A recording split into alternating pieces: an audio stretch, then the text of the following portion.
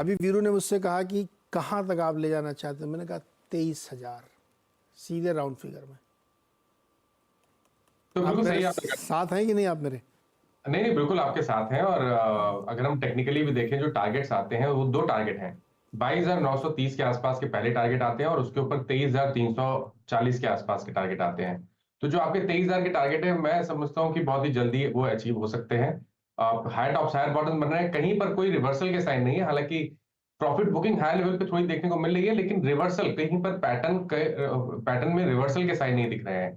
तो मेरा समझना है कि जो हाई टॉप हायर बॉटम का ट्रेंड है वो बिल्कुल कंटिन्यू हो सकता है और अगर एक ट्रेड लेना होगा तो वो लॉन्ग साइड पे होगा।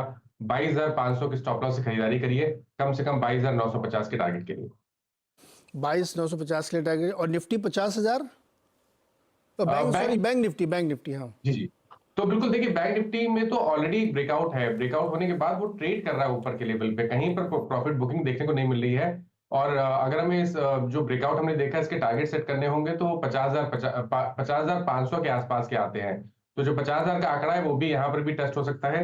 यहाँ पर भी अगर एक ट्रेड लेना होगा तो वो लॉन्ग साइड पे होगा। स्टॉप लॉसेस 48,400 के नीचे रहेंगे और पहला टारगेट 49,500 का होगा। ओके।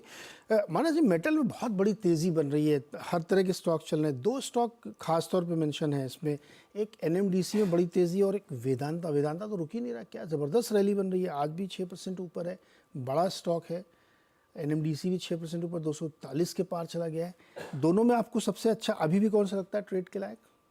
देखिए, अगर हम पैटर्न की बात करें तो पैटर्न दोनों के पॉजिटिव हैं, लेकिन लेकिन पिछले 2 हफ्ते में एक बड़ी रैली देखने को मिली है। ₹100 का मूव हमें वेदांता में 270 से 370 तक देखने को मिला है और वैसे ही अगर हम एनएमडीसी की बात करें तो ₹200 से 242 तक की रैली देखने को मिली है।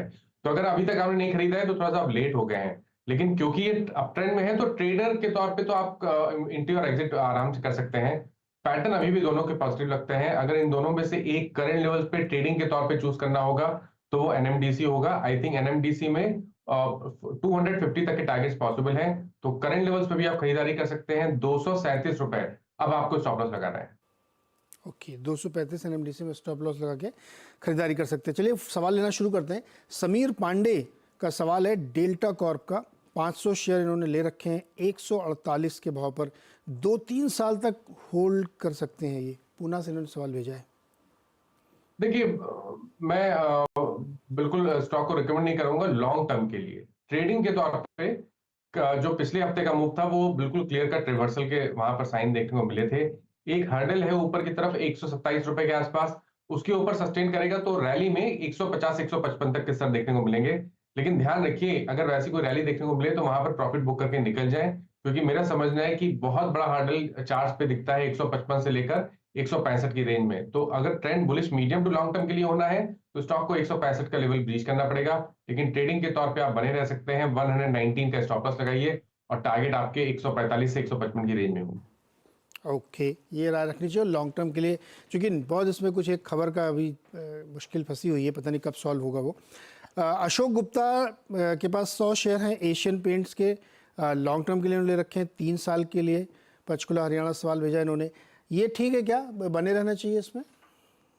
देखिए अभी तक कोई बहुत बड़ा रिवर्सल तो नहीं देखने को मिला है। बड़ा क्रैक था, ₹3500 से स्टॉक करेक्ट होना शुरू हुआ, 2800 के आसपास बॉटम बना। लेकिन ये जो 2800 का आंकड़ा है बहुत ही अहम है, यहीं पर 200 वीक मूविंग एवरेज आता है। तो मेरे ख्याल से अभी तक आप निकले नहीं है तो आप बने रह सकते हैं, लेकिन आपको स्टॉप लॉस अब आपको जरूर लगाना है।